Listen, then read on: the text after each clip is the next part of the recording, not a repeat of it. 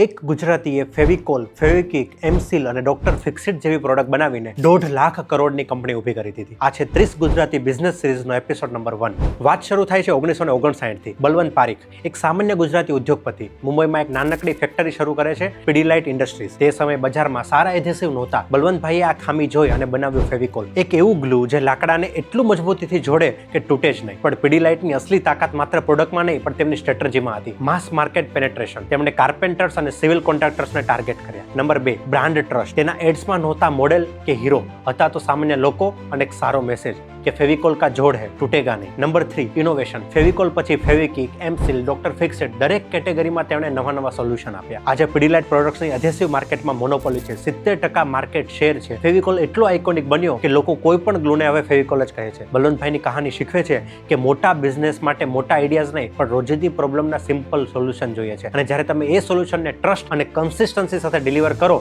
ત્યારે તમે માત્ર પ્રોડક્ટ નહીં પણ એક લેગેસી બનાવો છો.